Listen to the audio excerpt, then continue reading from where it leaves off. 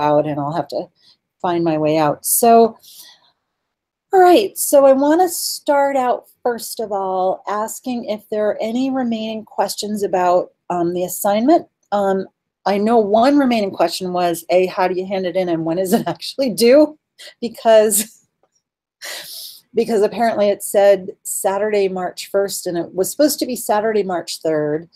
But the group this morning begged and pleaded, or this afternoon begged and pleaded and said, please can it be Sunday instead of Saturday? And so I set it for noon on Sunday is when the essay is due. Unfortunately, right now, my all my office hours are taken up. I think I have, I don't think I have any more office hours left to reserve tomorrow. But if you need me and you're really stuck, because one post says March 11th. Oh, for crying out loud! When did I say that? Where did I say March 11th? Just shoot me now. March 11th. Is it on the assignment? Oh, on week 7, which is next week. It's not even this week. Okay, I'm going to week 7 so I can keep my spot.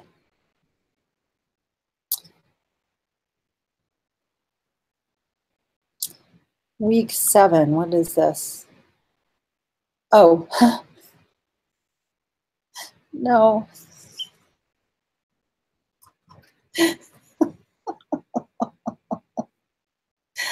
Yeah, and it's not tonight at midnight either. It's, yeah, it's sure, yeah, very confusing. I'm very sorry, you guys. Right, I was just saying it's a good thing my son is cute. It's a good thing I'm cute. No, the assignment is not due March 11th. The assignment is due Sunday, which is the 4th, right?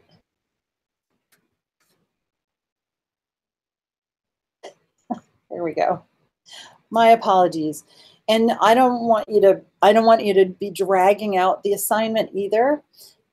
So I don't want to confuse you anymore. And remember, it's just a couple pages. It shouldn't be any more than 3 pages max, right? What is it, 1,400 words tops? So keep it chill. One thing that, oh yeah, and we're sort of cross-threaded on what is posted on which page, but I'll work on that. In fact, I've been working on it. Now we've caught up to the place. So what was I going to say? Right. So a couple of the things that folks sometimes ask about, or run into problems with this first assignment. So one thing is, let me share my screen. Incidentally, I did just now fix the week 7. So the week 7 has the right due date for assignment 1. Sorry about that. So there it is. It's correct now. So a couple things that people sometimes have problems with the assignment, just as reminders, just to be clear. Oh, wait, this is the wrong. Oh, for crying out loud.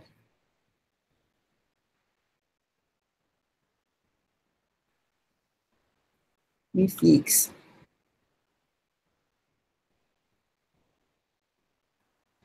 There we go. Assignment 1, apply.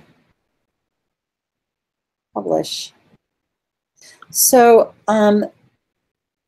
so the key thing that at this stage you might be running into that you want to make sure about, that you're not missing, is if you've been writing your essay and you're getting like towards the end of it and you haven't started talking about constructs, go back to your worksheet and focus on the structure of the worksheet, because the worksheet should be an outline for your assignment. I still occasionally get a whole assignment 1 and there's no mention of constructs or any of the course readings.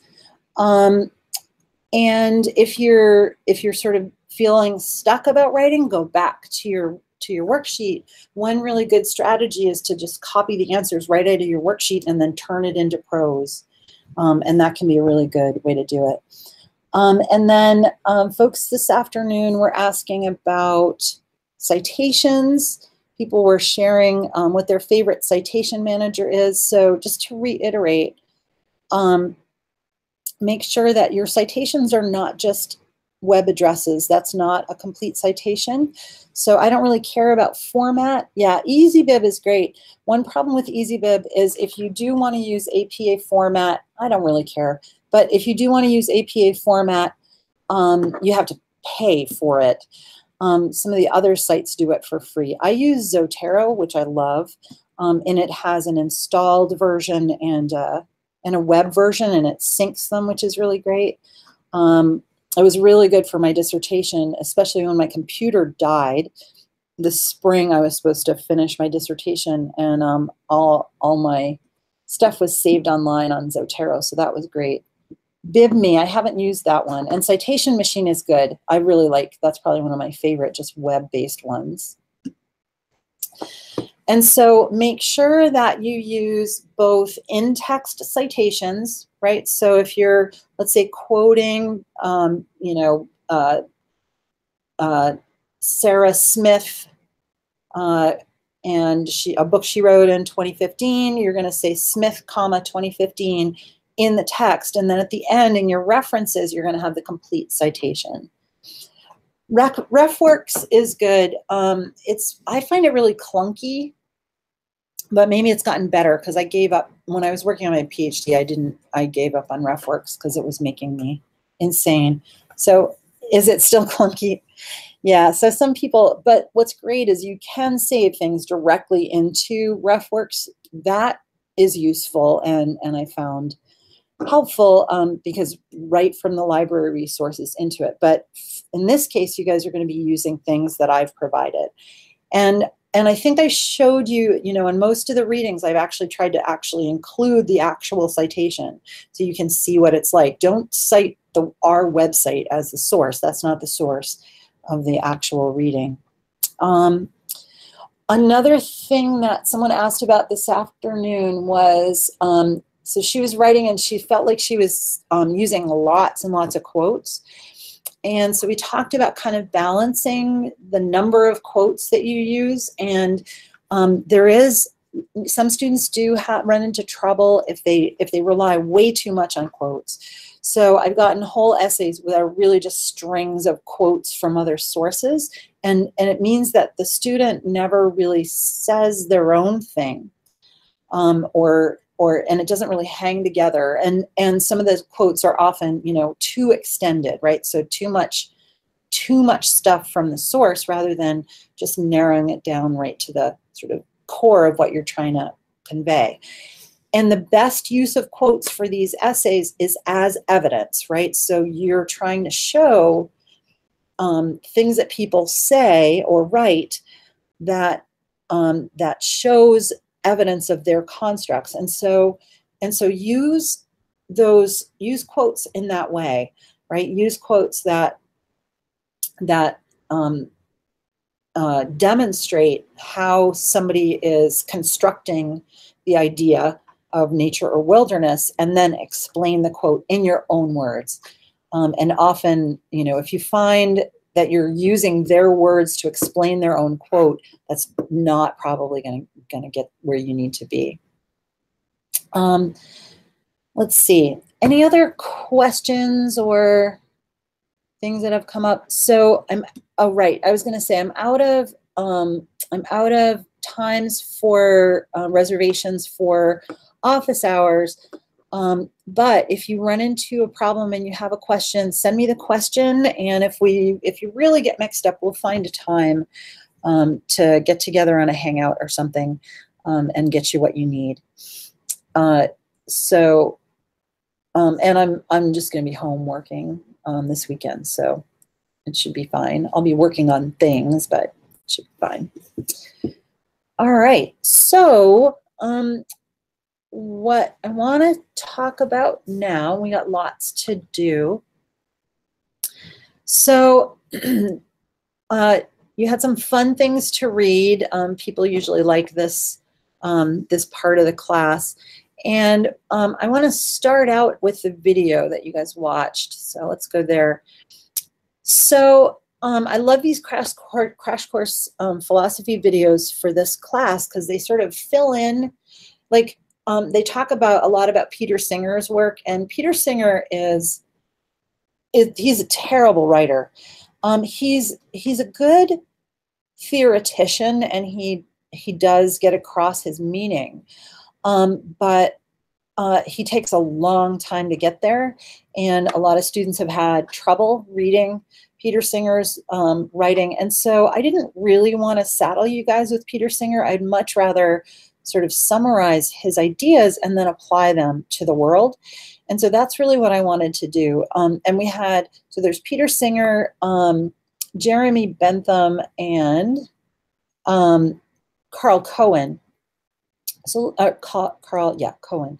So let's talk a little bit about those guys.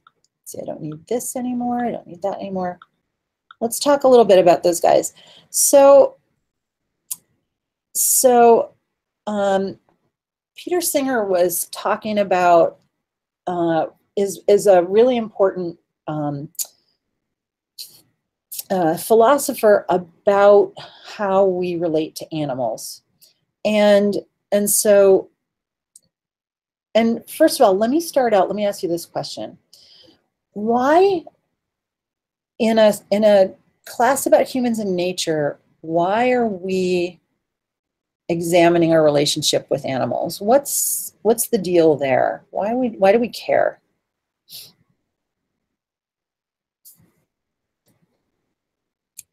So yeah, they're part of nature, and if nature is a construct, then they're part of our construct of nature. Non-human nature, yeah, and that's a really important part. Exactly. And we need to see humans and nature as equal. Mark says many people feel animals bridge the gap between humans and nature. Yes, and that we seek out relationships with animals in order to be a part of nature. Yeah, so they're very much tied up with our sense of, with our constructs of nature. And so it actually is a really important thing to consider, and it allows us to respect the relationship. And that's a really important piece, right? That was a big part of the different cultural perspectives of animals. And we're going to get to that that reading in a few minutes.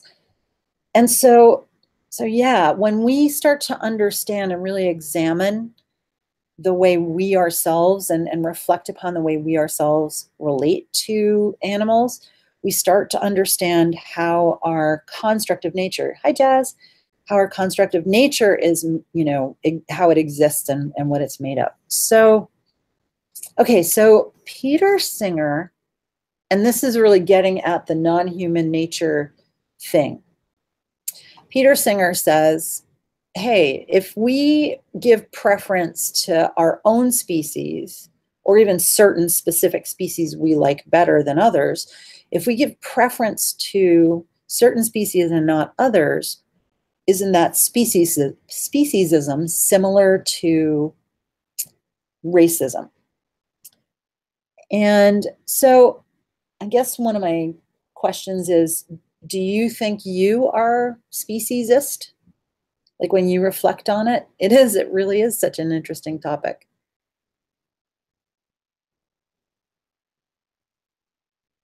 So Kelly says, absolutely, Mark is.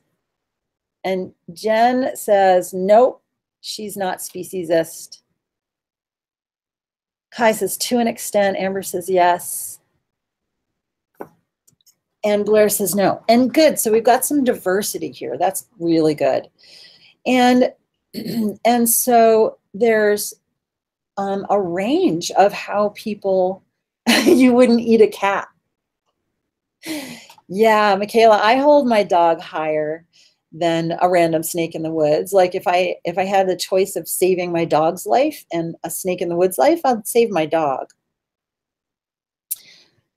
I think I'm speciesist. I do think, and maybe you guys can reflect on, and like, it's not that I don't like, yes, and it is. It's because I know my dog. But even if it were just a random dog, I probably would, I think maybe probably save the dog and not the snake. You hate mosquitoes. Yeah, and there's some creatures I would love to say, I love spiders, but I just can't handle them. But it's an interesting thing. So for me, I know that I'm speciesist. I have to accept it in lots of different ways. And one of the ways that I've accepted it or come to understand it is the way I was raised. So I was raised in a fishing family, and we both for subsistence and for money, we we fished for our food. We killed animals for money, and we ate animals that we caught ourselves. I've been a commercial fisherman myself, and I'm married to one, my stepdad, my son. So right there is, a sort of speciesist upbringing.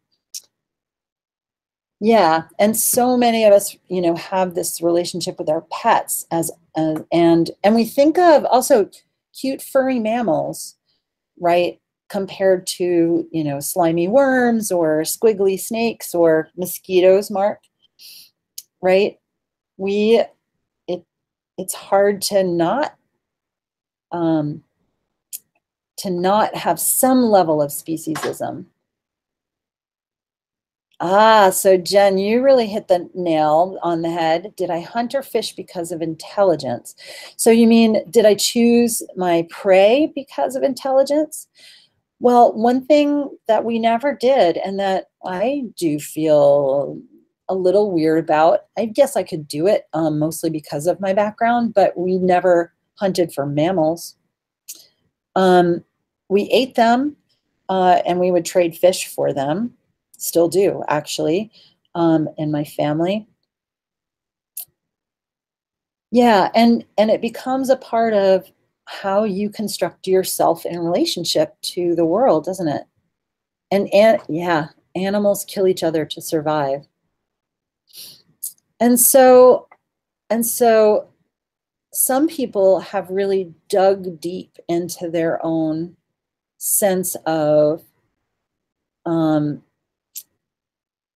equality, I guess, with other species, and have not sort of accepted their own speciesism and have really confronted it in much the way many of us do with racism or other intolerances or other sort of differences between us and other beings. So, and I think a couple of you said you felt like you were really not speciesist. So that's Blair and Jen. So I wonder, those of you who feel either that you're not speciesist or that you are kind of further on the end of being, as unspeciesist as you can. I'm wondering if you have made moral choices and what the basis of those moral choices were. Like, was it, so intelligence was the one that Jen brought up. So I don't eat red meat, but I don't eat red meat because I don't like it. I have eaten it and I didn't have qualms about eating it, but I can understand that other people would, and I have good friends who have made this judgment, not eat it for moral reasons, whether it's because of how they're raised or specifically because they don't want to kill another being.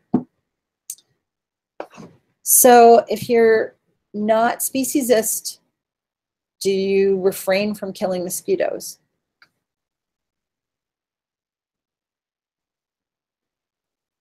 Blair says, so you're definitely as close to the end as you can get, but you do eat meat, but in certain ways, and I'm not sure why. I just have a complete respect for non-human animals.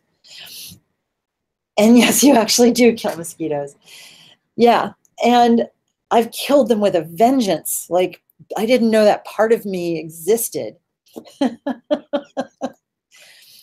So, but also I do have, and maybe some of you who have thought about this, and Blair, maybe this is something that what you're getting at. So for me, I depend a lot on fish for my well-being. And I'm grateful to the fish. I'm grateful that they exist. I have never taken it for granted, and because I was raised never to take it for granted. It's one of the reasons I study what I study. And yeah, they're here for a reason. And so, and Mark says, I have a lot of respect for animals as well, but at the end of the day, if an animal was attacking one of my children, yep, I'm going to prefer my child over the animal. And it's hard to get away from that. There are people who do. So in studying the whale entanglement issue, one thing that I've run into more than once is people who would do things like put themselves physically between a harpoon and a whale. So, there are people who maybe they would sacrifice their own children to save an animal. It's slightly disturbing, actually. It's a little weird. Yeah. Well, and it does hark back to that vignette that Castry. Yeah, I couldn't do it either. It does hark back to that PETA story that we read in Castry about that they were going to put, in order to save the fish in the pond, they were going to put sedatives to put the fish to sleep so they wouldn't get caught when they had the fishing derby. It's pretty interesting. So, okay, so let's move to the sort of next step. But what makes someone take up a cause for one animal but not all animals? Yeah. Yeah, it's true, Amber. And actually yes, constructs.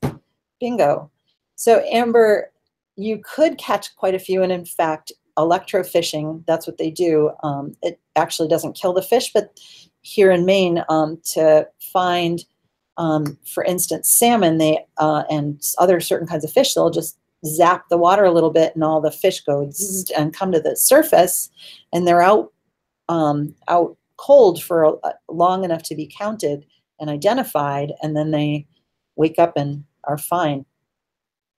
Okay, so one of the concepts that Peter Singer, it's pretty cool actually. One of the concepts that Peter Singer brings up, and this may actually get to your question, Amber, or in a way, let's us consider it, is this idea of a morally relevant difference. So the reading about the entanglements reading, the second chapter in that reading, which was the one that was required, the What Do Whales Know chapter, is really about asking this question: what is a morally relevant difference? So for whales, what is that often what is that morally relevant difference that people seem to have, and to really, it is hard for us to tell. It's really hard. And that's one of the things that the chapter was about, right? It was so hard to tell. Yeah, and who decides the morality? And a lot of the battle over the whales that I was talking about really was arguing over who gets to decide, who gets to decide which kind of speciesism is better than another. And animal rights activists very often are pretty far on the anti-speciesist, end of the spectrum. So remember, the chapter is called "What Do Whales Know?" right? So why the question of whale intelligence? Why was it important? Why did it keep coming up? And it came up again and again and again in my research. I heard it over and over again. Why? Yeah, so what do whales know? Why did that question, so it's their intelligence, right? The question of intelligence. So some people believe their intelligence is just as good as ours. And so many people differ, humans from animals by intelligence. That's right. So people, it's been a kind of, I guess, a point of pride, or what separates us from the animals is supposed to be our intelligence. Mark says a big part of it is how people perceive them. The smarter they are, the more we can relate to them and empathize. Yes. And so one thing about that chapter is, so the chapter itself is actually an activity, a scholarly activity called deconstruction, which is the idea of taking a construct and taking it apart and examining it, right? This whole class is a deconstruction. And so that chapter was really to deconstruct this idea, this construct of whales as hyper-intelligent beings. Danielle says it's their own intelligence and trust. They know they're more powerful. They really are smart creatures. It's a matter of how we learn and to get to see them. Amber says, look at their survival skills and how they feed, and they learn as they go as well. So one of the things that happened in the chapter, oh, let me tell you a story. This will make the point as well as anything. So after I published the book, and I was, on book tour, and the issue of whale entanglement was really, really a hot topic at that time. And so I was on television and in the news a lot. And so a lot of people, thousands of people all over the world, had heard of my book, and they just would come out of the woodwork to contact me. And I think they thought I had a spiritual connection to whales, and I don't. But there was this idea that, when people would say the most amazing things, like there was a man who called me up one day. He was a sort of a friend of a friend and had gotten my phone number and said, hey, Tora, I want you to come out to Great Head on a desert island. I've called the whales, and they're looking forward to meeting you. They want to meet you. And so if ever there was a construct of a whale, I did not go. I didn't feel like it was safe to go with someone who seemed quite that divorced from reality. Maybe if I were a man, I might have felt more confident about it, but I did not feel safe doing it. And so I didn't go. But that was sort of an extreme example. And I mentioned some in the chapter that, in the Churchill chapter, where they were calling people and saying, hey, you can get Churchill. I know some of you probably read it and others didn't, about Churchill, but Churchill was a whale that was entangled. And they started doing stuff like, people called and said, you should put a woman in the water with the whale to calm the whale. Or you should use trained porpoises with the whale. The porpoises will tell the whale that you're trying to help. None of that is true. Like, none of that is remotely true. But somehow people have this construct of whale in their minds and believe these things about the whales. And I should pay attention here. Jazz says, it's funny because I always think, well, we can't understand what animals are saying or if they talk like us, but we know animals can communicate with each other. So are we less intelligent if we can only talk to humans when animals can talk to each other? And, and that's one thing as well, is that I ran into this a lot, where people imagined all whales being sort of the same, right? So, so in fact, dolphins have names, and they have dialects, and they're able to transmit actually pretty specific information. But right whales, which are beautiful, majestic creatures, have nothing even remotely like that. They do communicate with, they grunt at each other and that sort of thing. But there's a big difference between what we would sort of in our human world call intelligence in a dolphin versus a whale. And then Michaela says, but in some cases we sort of do know what they're saying in some cases. Like when your doe goes to the door and looks back at me, I know he's probably telling me yes, your dog. There, I get it now. Yeah, my dog thinks he's psychic. I'm pretty sure. My dog is pretty sure he's psychic, because you can see him staring at me, and he looks at the thing he wants and he looks at me. It's pretty cute. Anyway, and so obviously there's intelligence and there's communication and that sort of thing. And so is it a morally relevant difference? In other words, is the relative intelligence of a dolphin mean that it deserves a higher place than a fish?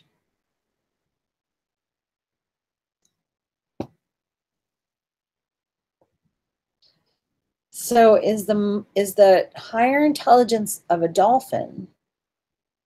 So Blair says no.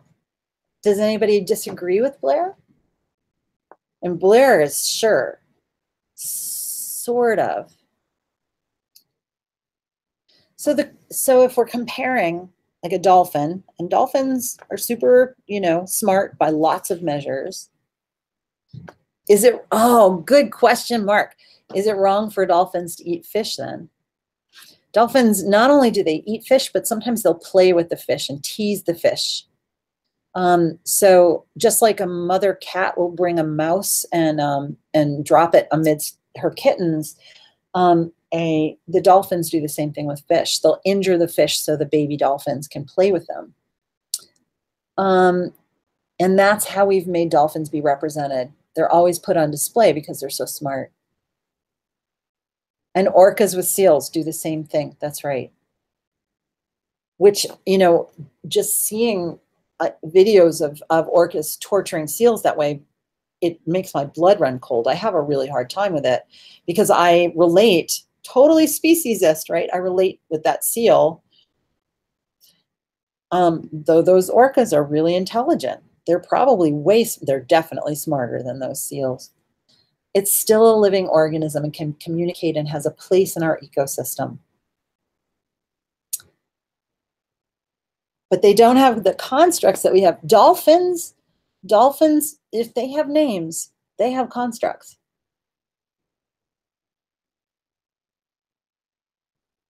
Yeah, isn't that interesting? It's really, really interesting. So it seems like a lot of this group thinks that intelligence is a morally relevant difference, right?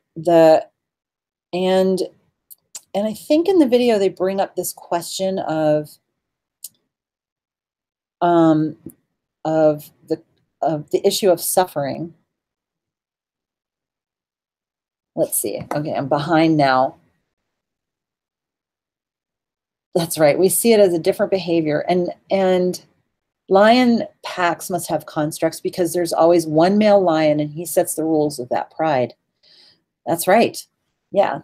And a pride, you can see that the animals themselves have that sense of it as a thing, right? And it's a thing they created.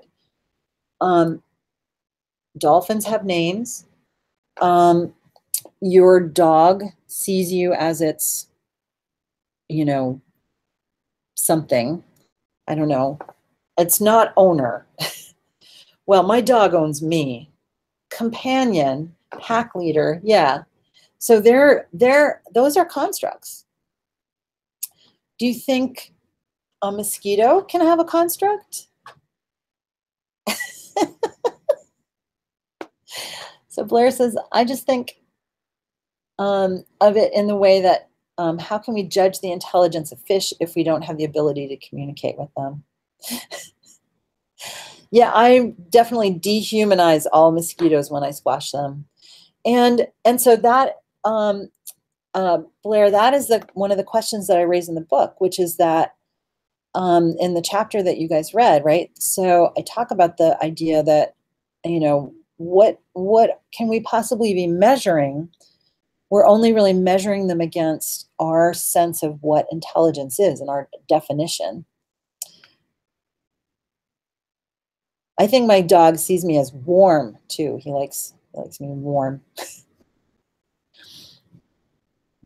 You didn't like where it was said that if they didn't have true speech, they're different.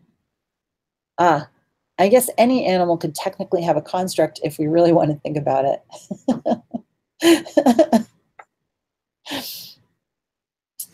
Interesting. You guys rock it. That's very good.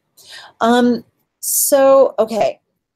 I want to make sure we're sort of thinking about things right. So let's talk about the morally relevant difference. Well, we've applied that to whale intelligence. Then there's also I don't know what's wrong with this thing, but anyway, there's also the question of how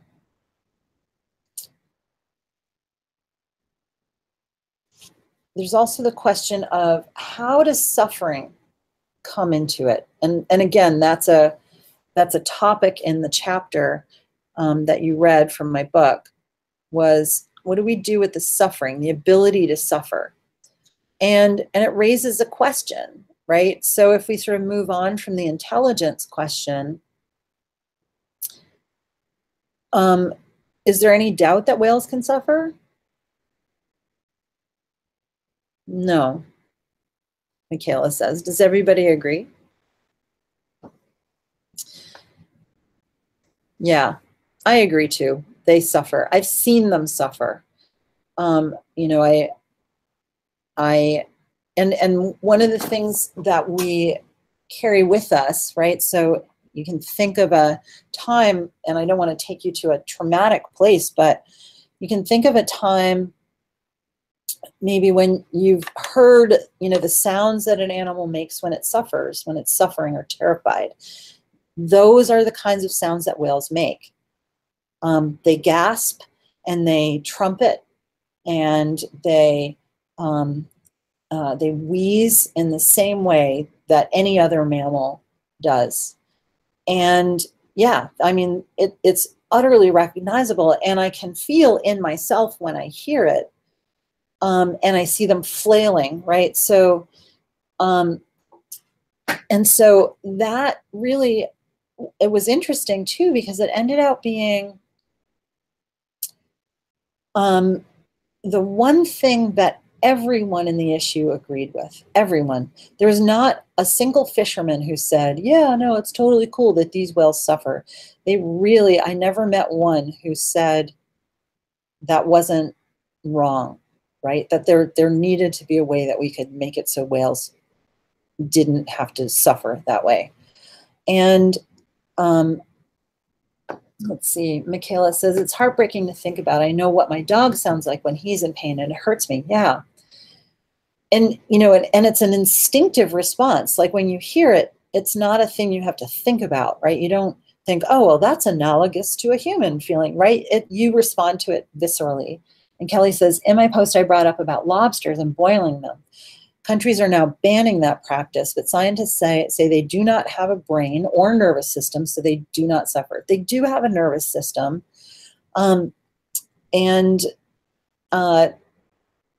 Yeah, but they, you know, what constitutes suffering is really a question. And there are, it's interesting, there are also other ways of killing a lobster. Yeah, so in fact, there are some places in Maine that are doing it where it's instant. So you put the lobster in some kind of box, some kind of device, and then suddenly exert pressure on it. They suggest electric shock. Well, I'm not sure how you would do that at home. That's the one of the problems. And yeah, and so that can be disturbing. And yet there's also a sense in which, that is life, that a certain amount of suffering will happen. Some people stab them in the head before boiling them. Well, what you do is you rub the little spot right between their eyes. If you rub that slowly and gently for a while, they just droop. I don't know if they're asleep, because who knows what sleep is for a lobster. And my mother won't eat lobster unless she leaves the house when we cook it, which is funny. I mean, she grew up in the same fishing family that I grew up in, and we used to eat lobster, probably every week when I was a kid. No, that's all right. I'm really glad. It's, because lobsters are cool, and this won't help you. But I also, when I was an undergrad in biology, or no, actually it was later, when I was after I graduated with my degree in biology, I worked for the Williams Mystic Maritime Studies program. And one of the things that one of parts of my job was running this lab, and we had captive lobsters just living in a tank there.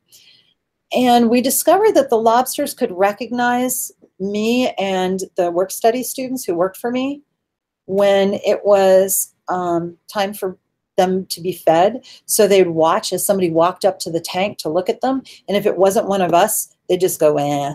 But if it was one of us, they'd all raise their claws and wait for manna to come from heaven. It was really funny. They recognized us. It was really weird. So Mark says, I was taught to put them to sleep too, but as a kid, I always figured getting tossed in a pot of boiling water would wake anybody up. That's what I figured too. I've never associated the putting them to sleep and boiling them. I usually put them head first, and I make sure it's deep enough that their head goes in. You want enough water that anyway. Yeah, we are okay. We're a little bit, there's really no humane way. If you believe that lobsters suffer, and Jazz, do you think the lobsters suffered? Yeah. I never let our lobsters suffer, so I didn't ever see them suffer, but I did see them get trained. They were clearly able to tell us apart. Oh, all the animals, all the class animals that suffer at the hands of children. And fortunately, hopefully they were just still eggs. So, okay, we always right about this stage, we always get a little lost. I don't know if you've noticed that, like we get lost off on some tangent. So let's sort of try and bring it back so we can cover some stuff. And I have a PowerPoint, a couple slides I want to show. Okay, so these were the concepts that were raised in the video, and we've been talking really about how they apply to the entanglement stuff, the whales getting entangled in fishing gear. But there's another piece, right? So we've been talking about constructs, and there's another piece, and this is sort of tangentially in the chapter that I had you read from my book. And that is that the construct of whales has changed through history. And hopefully this is going to sound a little familiar to you. So early on, so Richard Ellis wrote this amazing book called Monsters of the Sea, all about how whales were seen as these you know, terrifying, you know, horrible, frightening creatures that would eat you. And there's all sorts of mythologies. I love pictures like this one. And that's a good point, Mark. The idea of, you know, whether the lobster feels pain versus an emotional component, right? Does it, what is suffering really? And we could define suffering. Anyway, so this is one of these early pictures of a whale, which is hilarious because it doesn't look anything like any whale ever. Yeah, the size is scary, and you know, encountering them out in the middle of the ocean, I have had some experiences that, well, there was so I was attacked by a whale when I was working with folks in Newfoundland, disentangling whales. A whale that we were seeking to rescue, incidentally, never get in the water with an entangled whale or a whale that's injured in any way. They're still wild animals. People have died, have been killed by whales doing this, and this whale was trying to kill us. It was in a sort of an intelligent way. It was swimming by our boat and sort of sizing up, you know, the distance between our boat and the and its tail. When its tail was level with our boat, it would swing it and smacked us around, and it did that several times. And so you know, there was no question that the whale, A, did not know we were trying to help it, and B, that it was, you know, had malicious intent toward us. And so, you know, especially the people who first tried to hunt whales probably met with some of that resistance. And, you know, whales are big, and they have, not only do they kill people, but they have killed many people over the years. So, exactly. Just like, you know, if your dog has a thorn in its paw and you're trying to get it out and it bites you, right? My cat, every time she goes to the vet, it's just like bloodbath. There's like blood all over the walls after my cat is done because she's, you know, trying to defend herself and she's terrified. Right, the old story about the lion with the paw. So, but yeah, you know, there are stories like that about whales that, you know, didn't freak out and kill anybody. But there are also lots of stories about whales killing people. Way more stories about whales killing people than not. So that's a really important perspective, is that, you know, if the sea, as, you know, a friend, you know, an area of mystery and terror, if the sea is so terrible and these giant beasts are there and you think, oh, well, maybe I could eat that, and you try and then it kills you, you know, you're going to have some thoughts about that. And so there's an early construct. And then, of course, after a while, especially as nearshore whales got fished out and people started inventing bigger ships and, you know, and bigger harpoons, and able to sail all over the world to catch the whales, and eventually ballistic harpoons, so harpoons that explode on contact with the animal. All of those sort of created this new idea of a whale, and it's you know, more of a thing to be subdued and conquered, and that humans can prevail.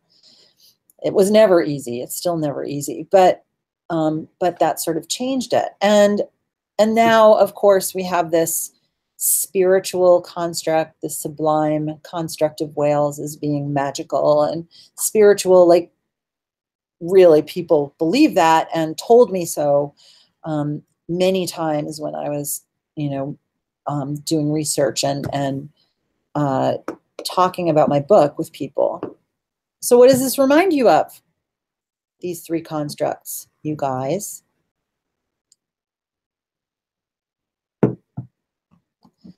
Anyone? Yeah. Cronin, exactly. Good. So those are the same three constructs that he brought up about wilderness, the same kind of thing. And whales, just whales, all by themselves, we've wrapped these constructs around them. This is just such a perfect construct, you know, evidence of a construct. Obviously, that's why I focus so much on it in my book. Like, can you this is only a construct. Like, there's very little actual whale involved here. This is just the made up part. So that's a really important, that was a really important insight for me to have when I was studying this issue, to understand why people were sort of, you know, discussing the issues and behaving the way that they were. And it made a lot more sense when I thought about it. And so by and large, the fishermen, while many of them really admired the whales and cared for them, would disentangle them, they had a different relationship with the ocean in general and whales in particular than the animal rights activists. I don't know if I mentioned to somebody recently. So I did this survey, and I think I talk about some of the findings of the survey in the book. I did this survey when I was doing this research, and to sort of find out what people thought about whales and things. And among the animal rights activists, a surprisingly small number, like people who advocate for whales, a surprisingly small number of them had actually ever seen a whale in the wild. And pretty much 100% of all the fishermen had.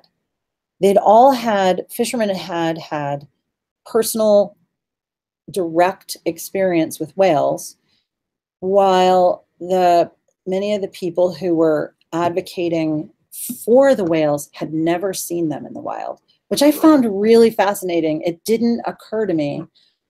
You know, I saw whales as a child, and I was raised to, you know, be a part of the marine environment. So it would be difficult for me to avoid. And so it didn't occur to me that someone would sort of take on that effort of whale advocacy, having never seen them. Like, didn't they even try? Like, it's really interesting. And it speaks to a different kind of construct, having those type of experiences. Well, and, you know, yes, in fact, I've had some interesting experiences with whales. I had,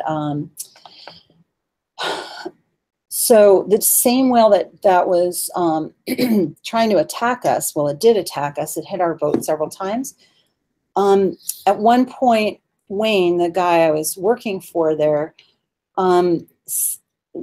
he realized that the whale was trying to essentially run away, like get away. And it was swimming towards more fishing gear, which of course it didn't know was there. It's kind of murky water. And so Wayne says, we got to drive that whale away from this gear. The whale will die, the gear will be ruined. You know, what a mess. So he drives the boat. I'm on this outboard inflatable boat in Newfoundland with this 40-foot whale screaming and yelling and smashing us with its tail. Anyway, and he goes, okay, let's yell at the whale and drive him away. And so, so we stand up in the boat and we're like, go on, shoo. And I clap my hands 4 times. I said, you don't want to be here. Go on. 1, 2, 3, 4. And as we're doing this, the whale stills. Has been thrashing and swishing around for hours at this point. It stopped. And then it went, It grunted 4 times, obviously in response to my clapping. And like, it's such a weird thing. My dog can count, but it was a very strange experience. And so it made me think, oh, okay, well, that whale's smart enough to do that. But it did not make me think that the whale thought I was awesome. Let's see. Jazz says, it makes me wonder if those whale activists truly care about the whales or if they do it to blame fishermen. Well, you know, fishermen often say that about the whale advocates. And I think after interviewing so many of them, I do think that some of them believe that fishermen are murderers and will say so. By and large, though, they don't. And they understand, you know, a fisherman's life, they understand. But Mark says, I think it's easier to put your construct on a pedestal when you have never actually been around it. Yep, yes. And I do think that that's really what it is. Kind of how your childhood hero is often a big letdown when you finally meet them. Yeah. And I do think that activists often don't have all the facts, but I also met some really, really principled, thoughtful people. And when the fishermen and the whale advocates were able to sort of talk and, you know, have food together and kind of get to know each other, they often found that they had much more common ground than they seemed to believe that they had. And so it was really, really interesting. And one of the key, as I say in the chapter that you guys read, one of the key elements of common ground was that suffering, was that, you know, just straight up. In fact, you know, in that same survey, pretty much everybody said that the suffering of the whale and the survival of the species was the most important consideration that people should have when there's a whale entangled. And that, you know, by and large, you know, fisheries should come second, right? Stop fishing so that you can fix this problem with the whale. What that really means, of course, that, you know, they never really figured out, but that was a, you know, area of overlap. So, okay, so I want to talk about one more thing, and that is, so the reading about different ways that people see animal welfare in different cultures. So in that second reading for this week, we had, and fewer people commented on it. I know it was probably a somewhat harder reading than the story and the discussion about the whales. But they talked about the concern for animal welfare. The quotes from the oxen really surprised me. How so? So the oxen, that's, yeah, this one here. And one thing that's really cool, so this is from the Code of Hammurabi, which is one of the earliest, it's some of the earliest writing ever, 1686 years before Christ. So this is basically the cradle of civilization. And how oxen were treated and killed, and its worth was only to be traded or for money. Yes. But they also, with ox for ox, if anyone hire an ox and put out its eye, it shall pay the owner 1/2 of its value. Evidence of probably a frontier construct. And, you know, one thing that's interesting is that this is all about controlling the oxen, right? And the beginning of sort of settled civilization. The vet is trying to help, and then he would have to pay if the ox dies. That's right. That's right. If a veterinary surgeon perform a serious operation on an ass or an ox and cure it, the owner shall pay the surgeon 1/6 of a shekel as a fee. But if he does it and he kills it, they shall pay the owner 1/4 of its value. That would make it, yeah, that is interesting. I forgot that was in there actually. So,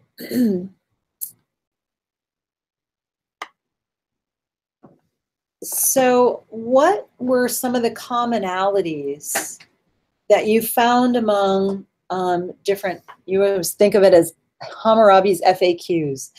Please stop asking me these questions. Yeah, that's probably true. And Kai says, interesting field to go into back then. Not sure if I believe in my abilities that much. Yeah. So what were some of the commonalities, the common tenets that came up in multiple cultures or religions? Did most of them have a concern about animal cruelty? Harvest only if you'll use it. That was one. Yeah, and animals are for human use, but you should not treat them poorly. So yeah, the idea of dominion, which is how it's phrased in the Christian and the Judeo-Christian Bible, that idea of dominion, people, are in charge and can determine how animals are used. Some animals are sacred. And that's a big difference, actually, Amber, between the Judeo-Christian tradition and others. So one of the things that happened with Judeo-Christian traditions is that that God says you can't worship animals, you only worship the one God, right? And that sort of got rid of, that sort of phased out this worshiping animals thing and sacrificing them as well. So that's a really important, actually, there's a lot written about that specific difference between Judeo-Christian, not just sensibilities about about animals, but also about the environment itself. It's true, the code didn't have any mention about suffering, but it did talk about the bad treatment of oxes, right? So if he kills the ox, that's some pretty bad treatment. How hard do you have to hit an ox to kill it? It's got to be hard. And that, yes, so many, there's, many of these traditions, can you tell it's getting late? Many of these traditions believe that animals have souls. And actually, the Christian faiths have been battling over that very question for millennia about whether animals have souls. Animals should be replaced.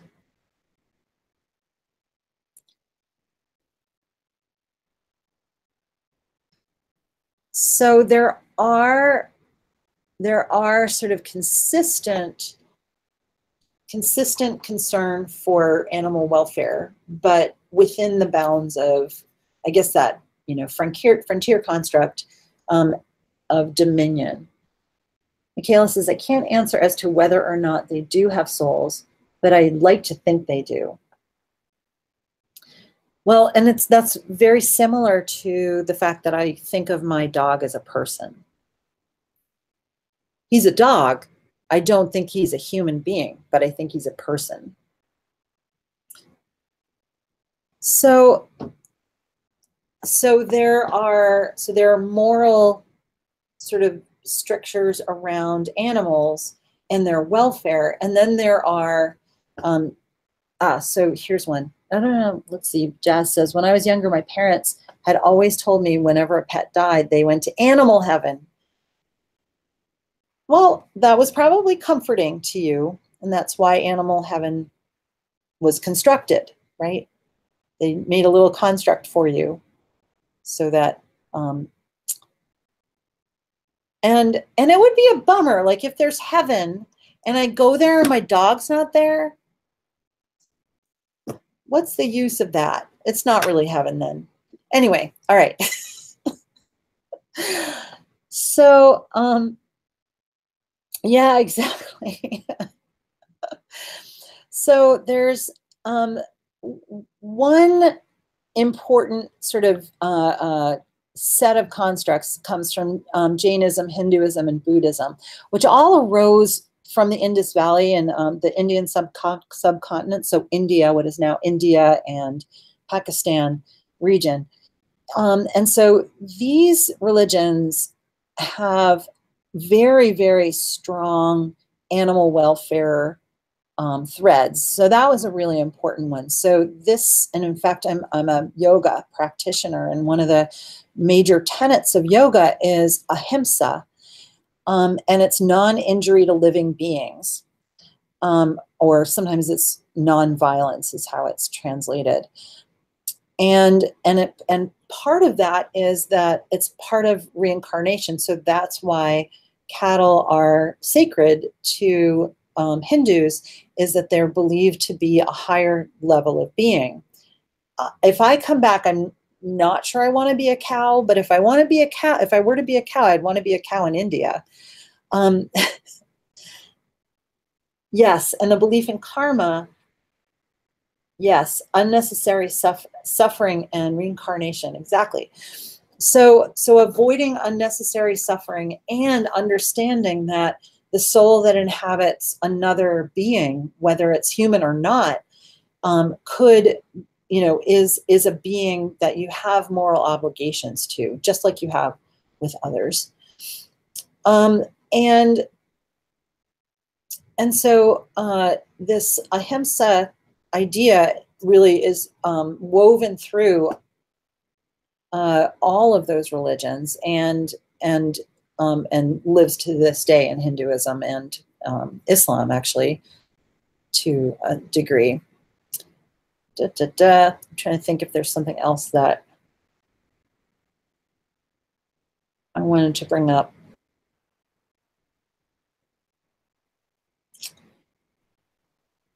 So, yeah, Kant and all that. Oh, right. So here, vivisectionist view. Who use living animals for their experiments certainly act cruelly, although their aim is praiseworthy and they can justify their cruelty, since animals must be regarded as man's instruments. So this is an interpretation. This is an interpretation of the idea of dominion, which is pretty embedded in the Christian view, and to some degree the Judaic tradition, and also the Islamic tradition. And so saying essentially that's a speciesist perspective that's kind of baked into these religions that hold this tenet, that you can experiment and do cruel experiments and be forgiven or be morally right, even if you're causing suffering. And so then Peter Singer is who they're talking about, and Jeremy Bentham was another person who said it's not, the morally relevant difference is not can they reason or are they intelligent, but that they can suffer. Yes, and it's not odd at all. It's very common and unsurprising utterly to the atrocities from World War II, as well as the justification for the treatment of slaves in the Americas, and the colonization of the New World and Asia and Africa by the Europeans, and on and on and on. So there's a lot. In fact, Peter Singer also writes about the relationship between the way that we consider and justify our behaviors with animals, that it's very, very similar to the way we treat others that are different from us within the human species. Yeah. All right, I'm running out of steam. I don't know about you, but my brain cells are not connecting and I have to drive home. So I'm going to let you guys go. I'm going to sit in my car for a couple minutes and just like chill, and then I'm going to drive home. Do you guys have any questions before I let you guys go? Good conversation. Zen. Yeah. Ah. Thank you. I will. I have a good book. I'm listening to a good book. Yes, we do have a paper deadline, and the deadline is noon on Sunday. It is written, and that's when it is. Ah. All right, you guys, and drop me a line if you have any questions as you're writing your essays, and I'll respond as quickly as I can. And have a great week.